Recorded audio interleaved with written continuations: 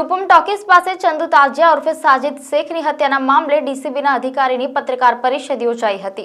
વડોદરા શહેરના તુલસીવાડી સ્થિત રહેતા સાજિદ ચંદુ ઉર્ફે તાજિયા નામથી ખૂબ જાણીતા યુવકની રાત્રિના 10 વાગ્યાની આસપાસ સંગમશાહ નજીક રૂપમ ટોકીઝ પાસે છરીના ઘા ઝીકી બેરહેમીપૂર્વક હત્યા કરી દેવામાં આવી હતી। છરીના ઉપરા છાપરી ઘા ઝીકતા રસ્તા પર લોહીના ખાબોચિયા ભરાયા હતા। આ બનાવના પગલે સમગ્ર વિસ્તારમાં ભારે ચકચાર મચી જવા પામી હતી। હત્યારાઓએ ખૂબ જ બેરહેમીપૂર્વક સાજિદના ગળાના ભાગે છરીના ઘા ઝીકી ફરાર થયા હતા, જેને પગલે બુટલેગર સાજિદ શેખ ઉર્ફે ચંદુ તાજિયાવાળાની નિર્મમ હત્યા કરનાર આરોપી અવેશ મોહમ્મદ રિયાઝની ધરપકડ કરી હથિયાર કબજે કર્યા હતા અને હત્યા કરી નાસ્તા ફરતા આરોપી જિલ્લાની કાસમ શેખ અને ઉમર કાસમ શેખને પણ ઝડપી પાડી કુંભારવાડા પોલીસના હવાલે કરવામાં આવ્યો છે। આ અંગે વધુ માહિતી પત્રકાર પરિષદમાં આપવામાં આવી છે।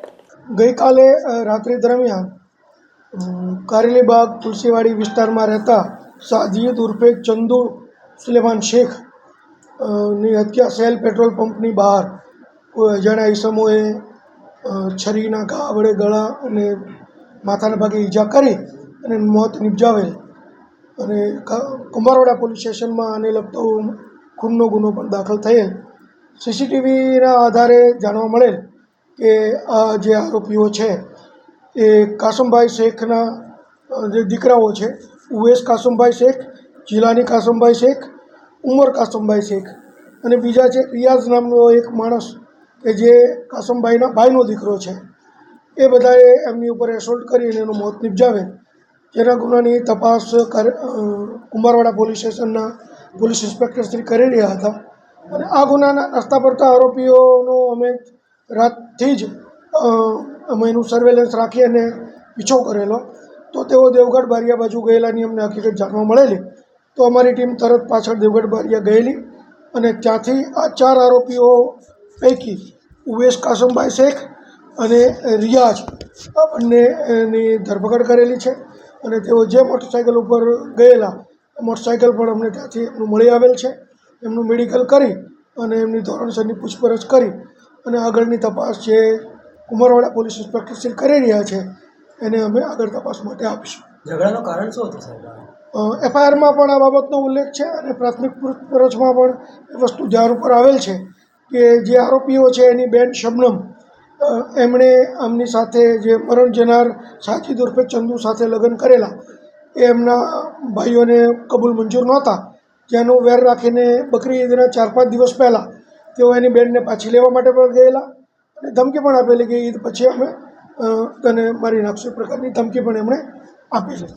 આ જે રિયાઝ અને અવેશ પકડાયેલા છે એ અવેશ ઉપર અગાઉ પ્રાણી પશુ ક્રૂરતાનો પણ ગુનો દાખલ થયેલ છે અને જે રિયાઝ છે એની વિરુદ્ધમાં અગાઉ ખૂનની કોશિશનો ગુનો પણ દાખલ થયેલ છે અને રાજકોટ એમના વિરુદ્ધમાં પાસા પણ થયેલી છે। એફઆઈઆર મુજબના 4 આરોપી છે, જે પૈકીના 2 આરોપીની અત્યારે ધરપકડ થયેલ છે અને બાકીના 2 આરોપી પણ નજીકના સમયમાં પકડાઈ જશે। દેવગઢ બારિયા ખાતે પહોંચી ગયેલા, દેવગઢ બારિયાથી અમને મળી આવ્યા એ લોકો ત્યાંથી બીજા જિલ્લામાં જતા રહેવાની ફિરાકમાં હતા, પણ એ પહેલાં અમે પહોંચી ગયેલા।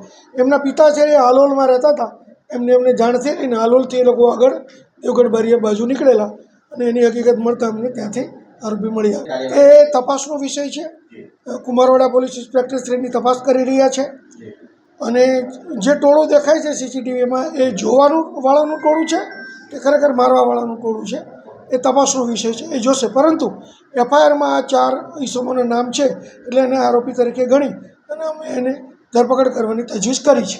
ઘરેથી મોટરસાઇકલ લઈને નીકળેલો એવું એમના ફરિયાદી ભાઈનું કહેવું છે અને ત્યાં આખો સિનેરિયો કઈ રીતે બન્યો એ તપાસમાં એ રિકન્સ્ટ્રક્શન કરીને જોશે, એ તપાસમાં જોશે। પરંતુ શબનમ છે એમને ત્યાં રહેતી હતી એવું એફઆઈઆરમાં છે।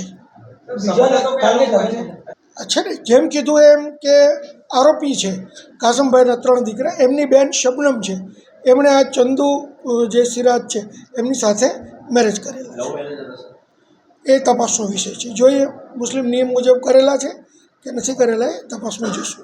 હા, છરી અને એનો ઉપયોગ કરવામાં આવેલો છે એ તપાસ દરમિયાન મળી આવશે। અત્યારે 2 આરોપી પકડાયા છે 4 પૈકીના અને 2ની શોધખોળ ચાલુ છે।